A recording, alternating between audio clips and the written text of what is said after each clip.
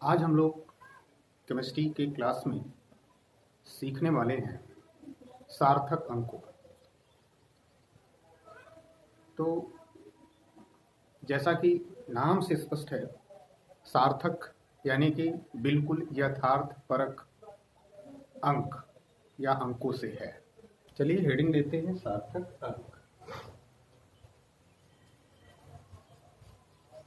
सार्थक अंक।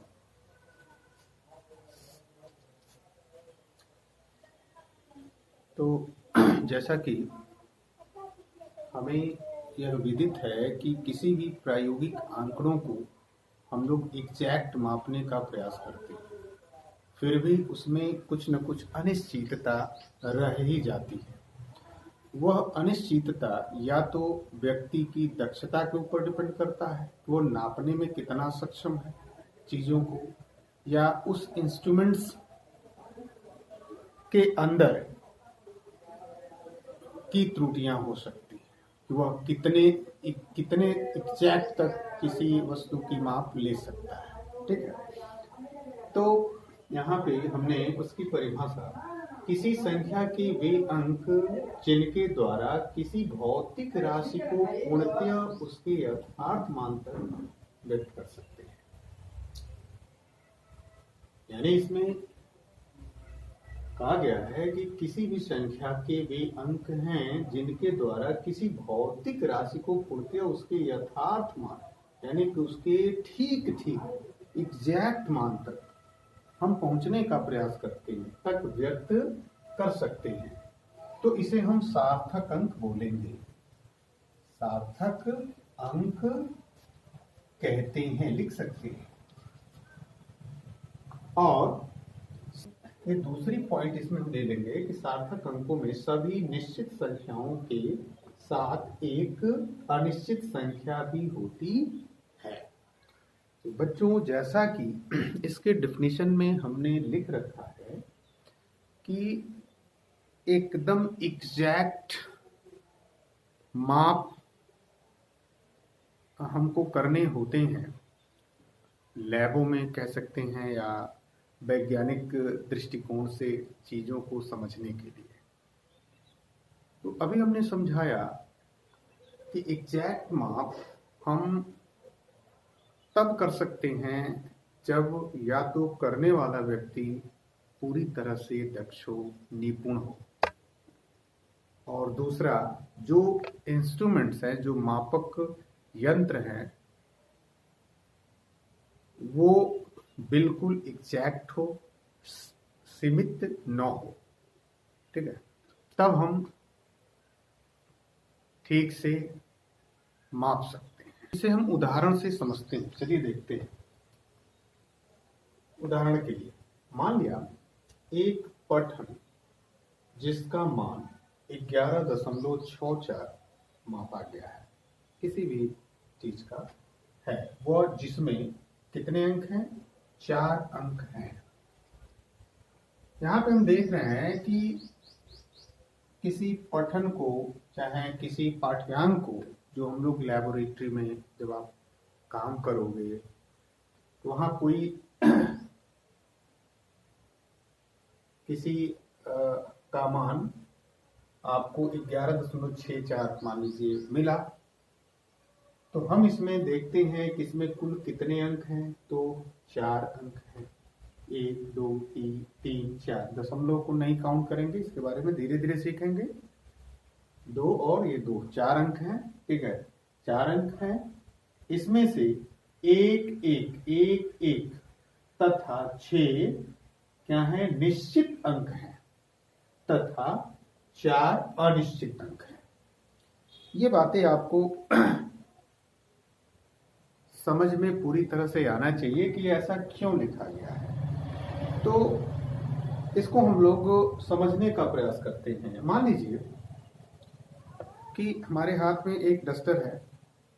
ठीक है, इस डस्टर की नाप हमें लेनी है, इसकी लेंथ हमें जाननी है कि इसकी लेंथ कितनी है। तो हम, जाहिर सी बात है, एक मीटर स्केल का प्रयोग करेंगे।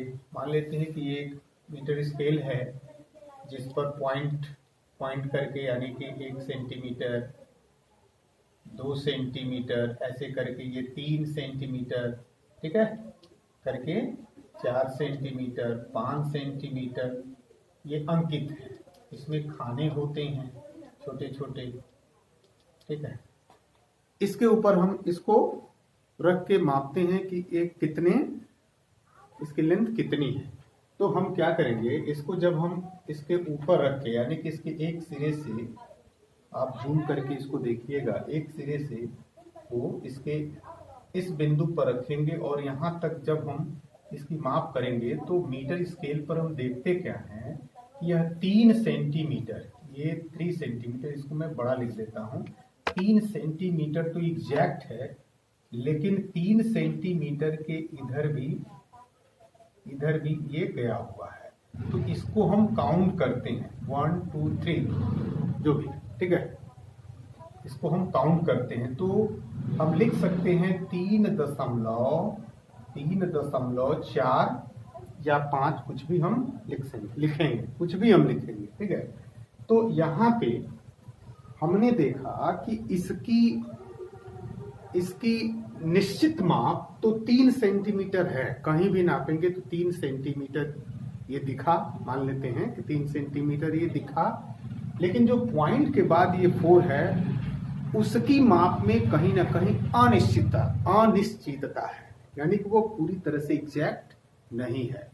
तो इसलिए हमने यहाँ पे इसको लेकर के समझाने का प्रयास किया। बस यहाँ लिखा गया है कि एक पठन है जिसका मान 11.64 मापा गया है, वह जिसमें 4 अंक हैं, तो इसमें से 1 1 तथा 6 ये क्या है, पूरी तरह से निश्चित है, ठीक है, तथा ये 4 क्या है, वो अनिश्चित है। अनिश्चित का मतलब जो मैं यहाँ नाप कर दिखाने की कोशिश किया, ठीक है, तो 3 सेंटीमीटर मान लेते हैं कि 3 सेंटीमीटर इसका एग्जैक्ट नाप आ रहा है, लेकिन थोड़ा और भी पॉइंट में रेखाओं को ये दर्शा रहा था, ठीक है। तो हम उसी पॉइंट के बाद वाले को हम अनिश्चित बोलते हैं, क्योंकि वो एग्जैक्ट नहीं है, ठीक है। या तो हम थोड़ा अधिक बोलेंगे या तो थोड़ा कम बोलेंगे, यानी कह सकते हैं उसके अंदर जो अनिश्चितता है वो +1 या -1 के रूप में हो सकती है, यानी कि थोड़ा कम या थोड़ा अधिक हो सकता है।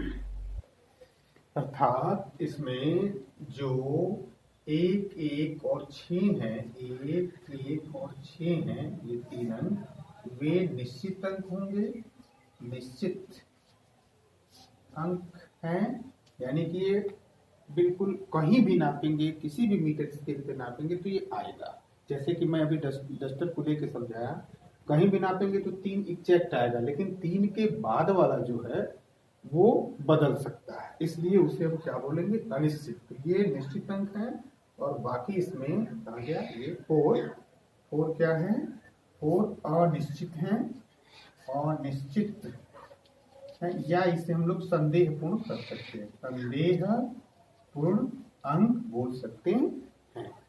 वैसे ही जो हमने इसको नापा उसमें हम 3.4 देखें तो इसमें 3, इसमें 2 सार्थक अंक तो हैं, कह सकते हैं, लेकिन 3 जो हैं वे क्या हैं, पूरी तरह से निश्चित अंक हैं, जबकि 4 क्या हैं, संदेहपूर्ण अंक है या अनिश्चित अंक है,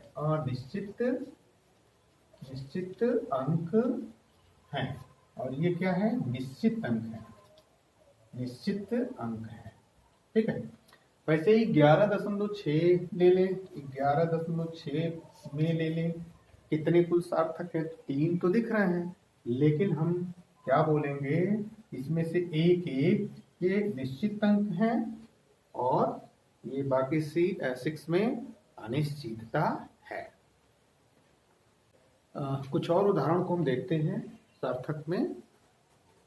तो जैसे हम एक दूसरा उदाहरण इसके बाद ले रहे हैं, मान लेते हैं कि कोई संख्या दी हुई है 11.6 में, समस्त अंक यानी कि 3 अंक दिख रहे हैं, एक संख्या में सार्थक होते हैं, ठीक है, लेकिन अंतिम अंक यानी कि जो 6 है अनिश्चित या संदेहपूर्ण होता है, जबकि शेष अंक निश्चित होते हैं। मतलब इसमें जो एक एक है ये पूरी की पूरी तरह क्या है, निश्चित अंक है, निश्चित अंक है। यानी कि ये कहीं भी हम माप करेंगे, किसी भी लेबोरेटरी में करेंगे तो उसका ये निश्चित मान आएगा ही आएगा। लेकिन जब किसी और भी अच्छे इंस्ट्रूमेंट से हम नापेंगे तो ये जो 6 है ये परिवर्तित हो सकता है, ठीक है।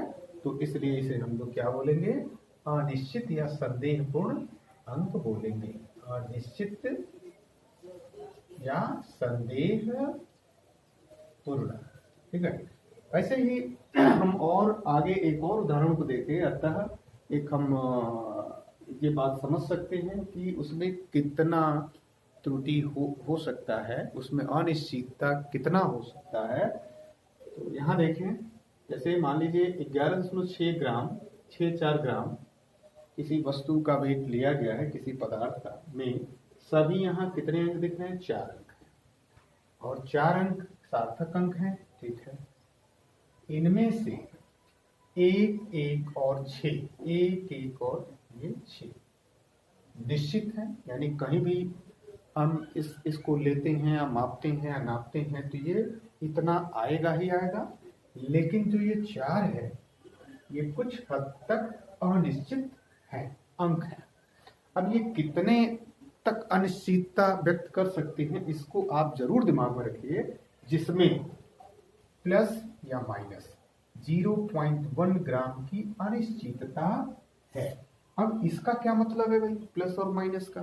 तो प्लस माइनस का मतलब कि या तो वो 0.1 आगे हो सकता है तो प्लस हो गया, या तो 0.1 पीछे आ सकता है तो वो माइनस हो गया। यानी उसकी नाप में जितना नाप वो लिया गया है या तो थोड़ा बढ़ सकता है 0.1 में तो प्लस हो गया, बढ़ना प्लस और थोड़ा घटना माइनस। हमने जो सार्थक अंकों को सीखा, एक प्रश्न यहाँ दे रखा है, इसमें हमें बताना है कि कुल कितने सार्थक अंक हैं। निम्नलिखित में कितने सार्थक अंक उपस्थित हैं? पहला दे रखा है 0.0025, दूसरा 208, 208, तीसरा 5005, चौथा 126000, पांचवा 600.0 और छठा 3.0034।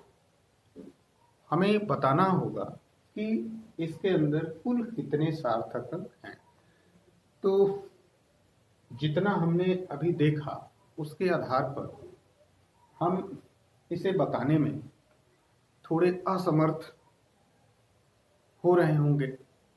तो इसके लिए, इस चीज को समझने के लिए, इसको निर्धारित करने के लिए इसमें कुल कितने सार्थक अंक हैं, कुछ नियम हमें जानने हैं। तो चलिए हेडिंग बनाइए, सार्थक अंक,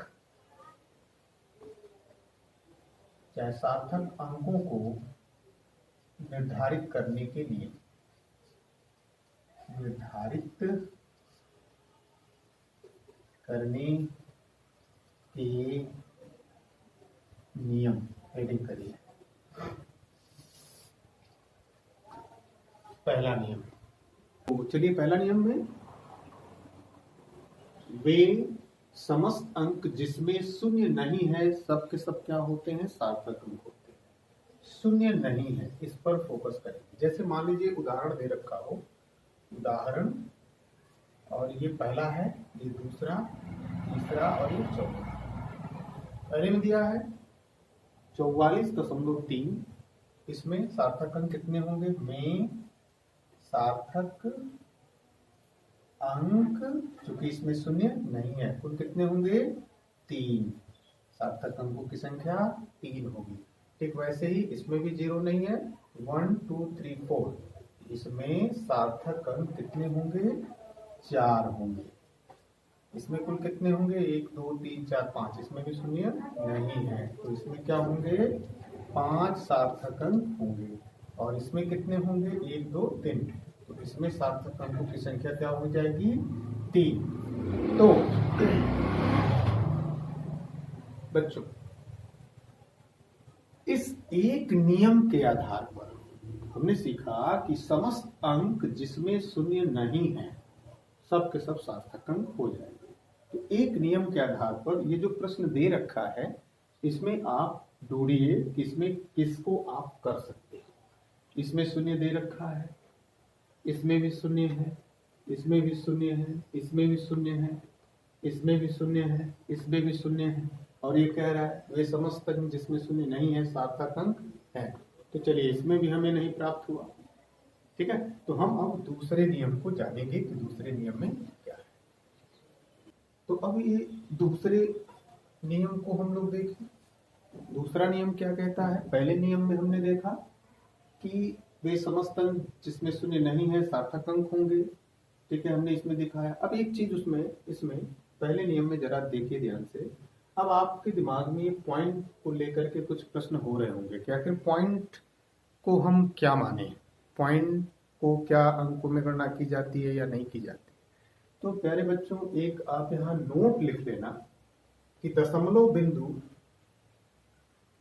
को सार्थक अंक नहीं माना जाता या सार्थक अंक नहीं होता है, ठीक है, ये आप नोट कर लेना, ठीक है।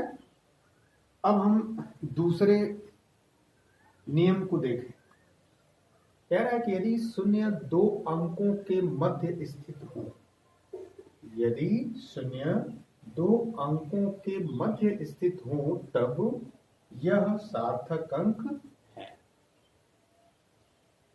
कहने का मतलब, जैसे उदाहरण देखते हैं, इसमें 6.01 है, ये दो अशून्य अंक है, 6 और 1, इसके बीच में शून्य है। ये कह रहा है कि यदि शून्य दो अंकों, एक अंक और एक अंक, दो अंकों के मध्य में, शून्य क्या है? मध्य में, तो यह सब के सब क्या हो जाएंगे? सार्थक अंक होंगे। अर्थात इसमें सार्थक अंक क्या होंगे? इनमें सार्थक अंकों की संख्या कितनी होगी? 1, 2, 3। तो हम लिखेंगे सार्थक अंक इसमें 3 है। वैसे ही ये अंक है, ये अंक है, दो अंकों के मध्य यदि शून्य है तो सबके सब क्या होंगे? सार्थक अंक होंगे। तो इसमें सार्थक अंकों की संख्या 1, 2, 3, 4 होगी। इसमें सार्थक अंकों की संख्या 4 होगी, 4 होगी। अब उस प्रश्न पर ध्यान दीजिए जो प्रश्न हम लोग लिए हैं। अब हम इसमें इसके आधार पर, यानी कि नियम 2 के आधार पर कुछ उसमें हम हल कर सकते हैं। देखिए, दो अंकों के मध्य शून्य हो तो सबके सब क्या होंगे? सार्थक अंक होंगे। तो इसमें सार्थक अंकों की संख्या क्या हो सकती है भाई? तो इसमें सार्थक अंकों की संख्या क्या होगी? 3 होगी। अब 2 के मध्य 0 है तो भी ये सबके सब सार्थक अंक होंगे, निश्चित होंगे। तो इसमें कुल सार्थक अंक कितने होंगे? तो 1, 2, 3, 4 होंगे। तो इसमें हम 4 लिख लेंगे। अब वैसे ही आप कहाँ देख रहे हो?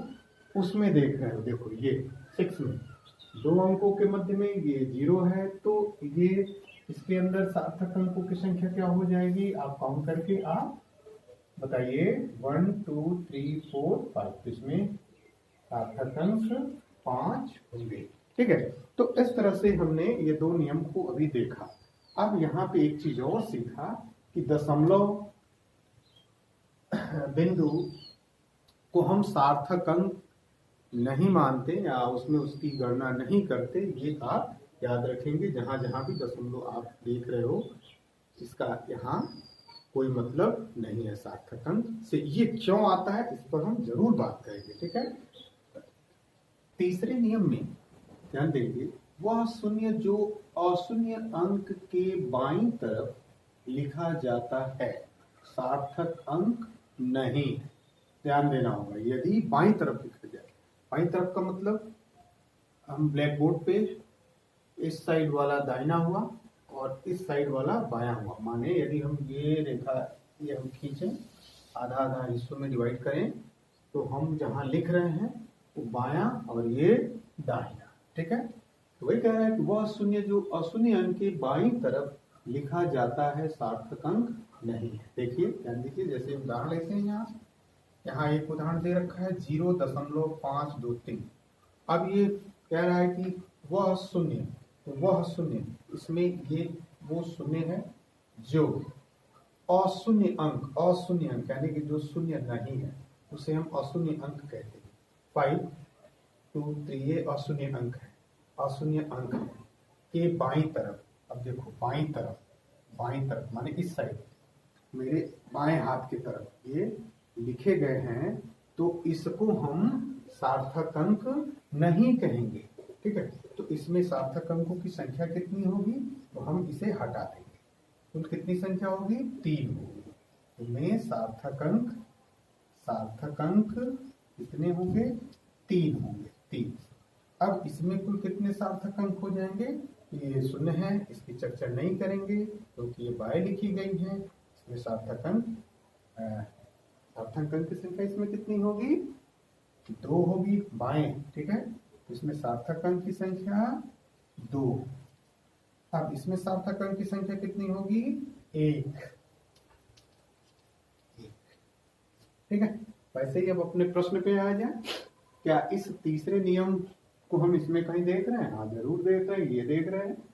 तो ये देख रहे हैं, तो इसमें हम सार्थक अंकों की संख्या क्या लिखेंगे, इसके अंदर सार्थक अंकों की संख्या क्या लिखेंगे, तो ये अशून्य अंक है। अशून्य अंक के पहले यदि शून्य आता है तो उसको हम सार्थक अंक नहीं मानते हैं, तो इसमें सार्थक अंकों की संख्या कितनी हो जाएंगी, 2 हो जाएंगी। ठीक है, तो ये तीसरे नियम को हमने देखा। ठीक, नियम 4 को देखते हैं। और नियम 3 में एक बिंदु छूट गया है, इसको भी समझ लेते हैं। देखिए यहाँ नियम 3 में हम लोगों ने यह सीखा कि यदि बाएं तरफ शून्य हो तो वो सार्थक अंक नहीं है। यहाँ नीचे एक लाइन और लिखी गई है, वे केवल दशमलव बिंदु का स्थान निर्धारित करते हैं। कौन सा, यानी कि जो शून्य है जिसे हम छोड़ रहे हैं, सार्थक अंक नहीं कह रहे हैं। क्यों नहीं कह रहे हैं, तो क्योंकि वे सिर्फ और सिर्फ उनको इसलिए लिखते हैं कि वो दशमलव के स्थान को निर्धारित करें, यानी कि हमें पहचान में हमारी मदद करें, बस, और उसका कोई रोल नहीं है। क्यों दशमलव, मैंने यहाँ नोट में लिख दिया है कि दशमलव बिंदु की सार्थक अंक में गणना नहीं की जाती है। ठीक है, इसी दशमलव बिंदु को दर्शाने के लिए यहाँ पे शून्य का इस्तेमाल हम करते हैं, और यदि ये बाएं तरफ शून्य लिखा होता है तो सार्थक अंक नहीं होता है। ठीक है, चलिए चौथे को देखते हैं। नियम 4 में क्या होता है कि समस्त शून्य जो दशमलव बिंदु के दाहिने तरफ आते हैं सार्थक अंक हैं। बड़ी इंपॉर्टेंट बात है। यहाँ पे बाएं तरफ वालों को हमने कुछ नहीं समझा, उन्हें सार्थक अंक हमने नहीं माना, लेकिन जब बात दाहिने तरफ की होती है तो इसे हम सार्थक मानते हैं। क्यों, इसको समझते हैं, क्यों वो सार्थक है। तो क्योंकि ध्यान दीजिएगा, वे मापक उपकरण, यानी कि जिस उपकरण से उसे मापा गया है, जिस भी किसी इंस्ट्रूमेंट्स की सहायता से ये मेजरमेंट किया गया है, उपकरण की शुद्धता को प्रदर्शित करते हैं। यदि दाहिने तरफ यदि शून्य आ रहे हैं, चाहे अंक आ रहे हैं, तो हमें यह बता रहे हैं कि मापक उपकरण बिल्कुल भी एग्जैक्ट है, यानी कि शुद्ध माप दे रहा है।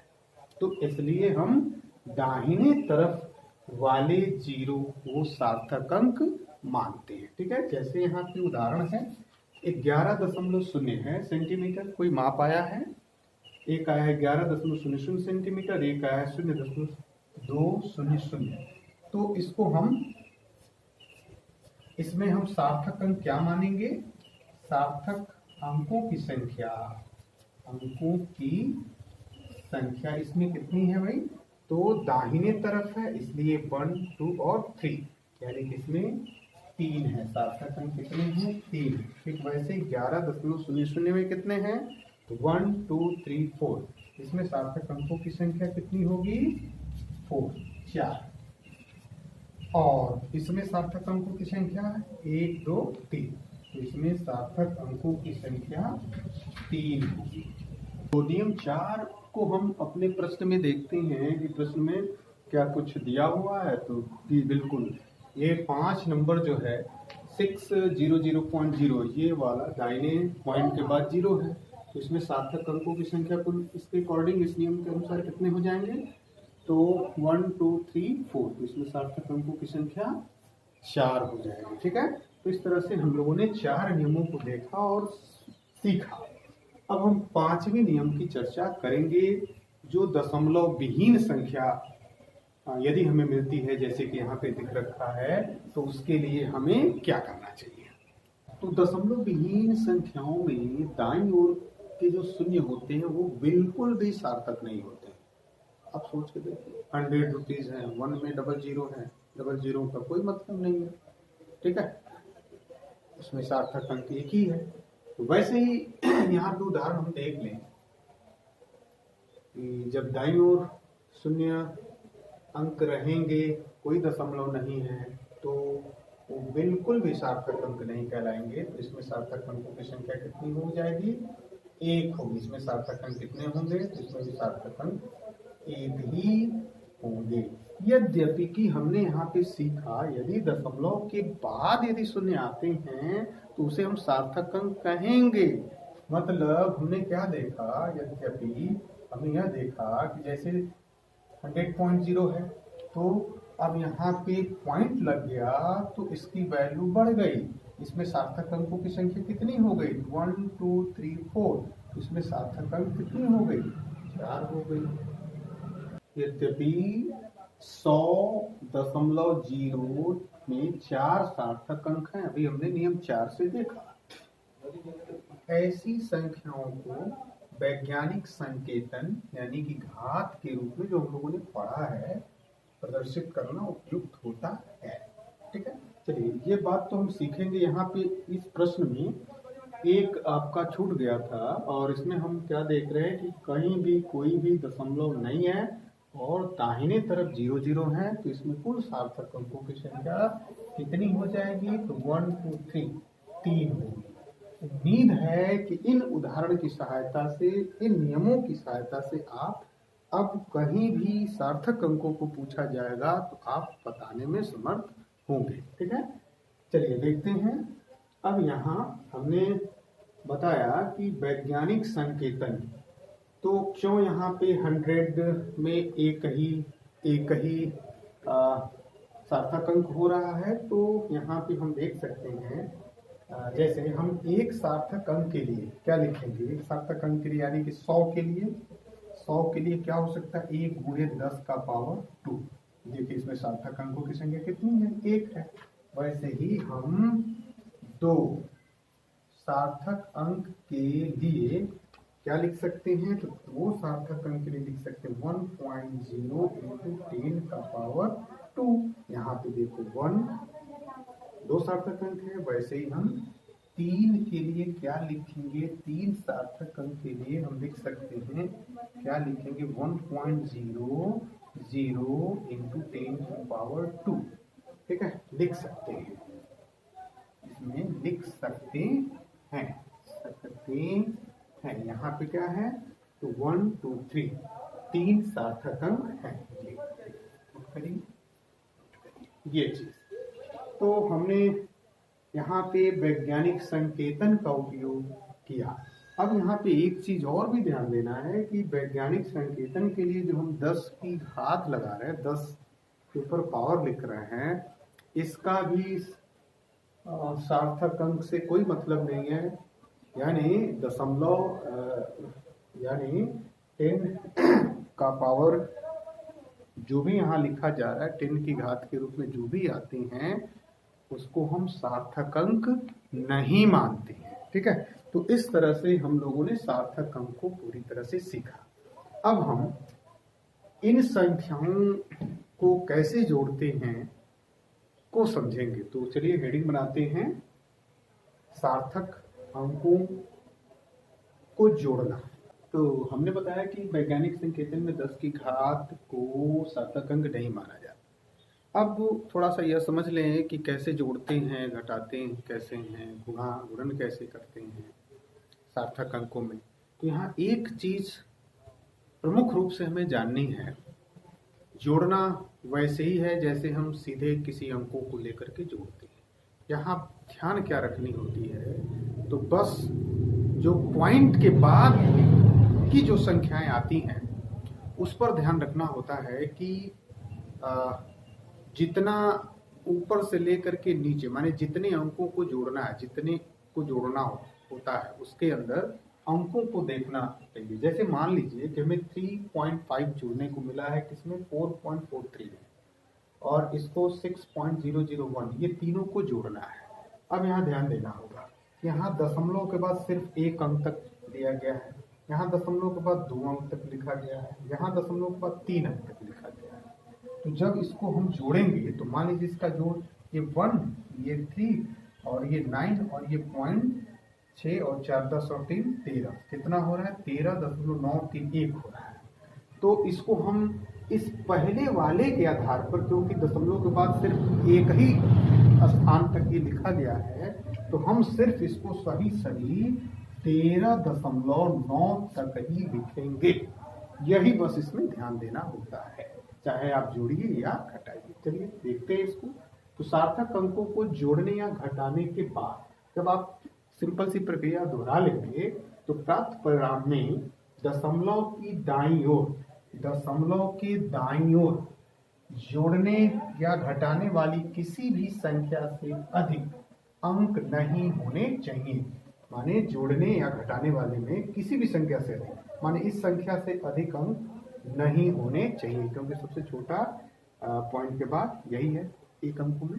ठीक है, इस प्रकार हमने सार्थक अंकों को जोड़ने और घटाने में एक बात में नोटिस किया कि जितने दशमलव के बाद अंक रहेंगे उतना ही हम उसको सार्थक अंक के रूप में या कह सकते हैं उतना ही अंक तक हम उसे व्यक्त करेंगे। जैसे यहाँ पे हमने इसको जोड़ा, यहाँ उदाहरण में मैंने लिख भी दिया है कि 3.5 में दशमलव के बाद केवल एक अंक है, अतः परिणाम भी दशमलव के बाद एक ही अंक तक अर्थात 13.9 के रूप में व्यक्त करना चाहिए। ठीक है, ऐसे ही यहाँ गुणा और भाग में भी हम जब गुणा भाग करेंगे, जैसे 2.5 इंटू 1.25 में जब गुणा करते हैं तो ये 3.125 आता है। ठीक है, अब यहाँ हमें यही समझना है कि जितनी छोटी राशि यहाँ है उतनी ही छोटी में इसका आंसर भी मुझे देना है। ठीक है, यानी कि जितना सार्थक अंक कम से कम सार्थक अंक होगा उतनी ही कम से कम सार्थक अंकों के रूप में इसे हमें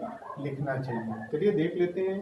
अंकों के गुणा या भाग के परिणाम के सार्थक अंकों की संख्या उतनी ही होनी चाहिए जितनी न्यूनतम सार्थक अंक वाली संख्या में होती है। इसका मल्टीप्लाई किया और करके हमने ये चीज दिखाया। तो इसमें 2 सार्थक अंक हैं, यानी कि 2.5 में केवल 2 सार्थक अंक हैं यहाँ पे, इसलिए परिणाम में भी 2 सार्थक अंक 3.1 ही होने चाहिए। ठीक है, जो परिणाम हम प्राप्त कर रहे थे जोड़कर घटाकर सार्थक अंकों के बीच में गुणा भाग करके, उसमें हम जो मान हम निकाल रहे थे उसके लिए कुछ नियम है, उसकी सहायता से हम उसके परिणाम को रखेंगे या रखते हैं। तो उसी को आप हेडिंग बना लेंगे। उसको राउंडिंग ऑफ में कैसे करते हैं, परिणाम को आवश्यक सार्थक अंकों तक व्यक्त करने के लिए संख्याओं के निकटतम यानी राउंडिंग ऑफ में बदलने के नियम। बहुत सिंपल सा है। जैसे मान लीजिए हम उदाहरण से शुरुआत करते हैं। जैसे हमने एक उदाहरण ले रखा है 1.386 में हमें 6 को हटाना है, 6 को हटाना है। 6 के पहले जो संख्या है उस संख्या में 1 को हम बढ़ा देते हैं। अब यहाँ प्रश्न है कि हम 1 को उसमें क्यों बढ़ाएंगे। तो यही नियम हमें जानना है जो इसमें हमने लिख रखा है और पहले से हम करते भी आ रहे हैं। तो यदि सबसे दाईं ओर वाला अंक जिसे हटाना हो 5 से अधिक हो, यही बात ध्यान रखें, 5 से अधिक हो तो उससे पहले वाले अंक का मान 1 अधिक कर दिया जाता है। अब वही चीज समझना है कि मान लीजिए हमें 6 को हटाना है और यह 6 5 से अधिक है, इसलिए 1 इसके पीछे वाले में हम जोड़ देते हैं और मान क्या प्राप्त हो जाएगा 1.39। वही बात मैंने लिख दिया है, देख लीजिए। जैसे यदि 1.386 में 6 को हटाना हो तो हम निकटतम के पश्चात 1.39 लिखेंगे, माने 1 जोड़ दिया जाएगा पीछे वाले। ठीक है, अब वैसे ही यहाँ पे दूसरी बात में यदि सबसे दाईं ओर का हटाया जाने वाला अंक यदि 5 से कम होगा तो क्या होगा। तो यहाँ पे एग्जाम्पल से ही देख लीजिए। मान लीजिए इसमें से 4 हटाना हो और यह संख्या 5 से खुद ही कम है, तो हम पीछे वाली संख्या में कोई भी परिवर्तन नहीं करेंगे, ठीक वैसे ही आंसर के रूप में लिखेंगे। 4.33 4 को हटा देंगे। ठीक है, पढ़ के देखते हैं। यदि सबसे दाईं ओर का हटाया जाने वाला अंक 5 से कम है, 5 से कम है, तो उससे पहले वाले अंक को बदला नहीं जाएगा, बदला नहीं जाएगा। देख लीजिए, इसमें उदाहरण में हमने दिखा दिया है। ठीक, अब तीसरा जो इसके लिए नियम है राउंडिंग ऑफ करने के लिए, इसको समझना है। ठीक है, इसमें क्या है, उदाहरण से ही देखते हैं। अब यहाँ पे उदाहरण हमने लिया है 6.35। यदि हटाने वाला अंक यानी कि 5 को हमें हटाना है, ठीक है, और ये 5 है, और उसके पहले वाला अंक यदि सम है, तो एक अंक हमें नहीं बढ़ाना होगा। फिर से, यदि हटाने वाला अंक यानी कि हटाने वाला अंक मान लेते हैं 5 है, उसके पहले कोई विषम संख्या यदि दी हुई है, सम और विषम आप समझते हो, 2 4 6 8 10 ये सम संख्या है, विषम 3 5 7 ये विषम संख्या है। तो देखो ये 3 विषम संख्या है। तो जब विषम संख्या होगी और ये अंक 5 से अधिक होगा तो एक इसमें जोड़ देंगे, देखो एक इसमें जोड़ देंगे। लेकिन जब सम संख्या होगी, जैसे यहाँ पे हटाने वाला अंक 5 है, पीछे वाला अंक सम संख्या है 2, तो इसमें कोई भी परिवर्तन नहीं होगा। ठीक वैसे के वैसे ही हम लिख देते हैं। उसी को हमने यहाँ लिख दिया है, आपसे समझ लेंगे। यदि सबसे दाईं ओर को हटाया जाने वाला अंक 5 हो, ठीक है, तो उससे पहला अंक सम होने की स्थिति में बदला नहीं जाएगा। देखिए इस उदाहरण में सम है इसलिए बदला नहीं जाएगा, परंतु विषम होने पर एक बढ़ा दिया जाता है। देखो यहाँ विषम है, 3 है, विषम है, तो हम एक बढ़ा देंगे और 6.4 कर देंगे। देखो यहाँ पे। तो इस तरह से हम लोगों ने सार्थक अंकों से संबंधित सारे चीजों को देखा। अब हम बात करने वाले हैं रासायनिक संयोजन के नियम की। चलिए हेडिंग करिए, रासायनिक संयोजन के नियम।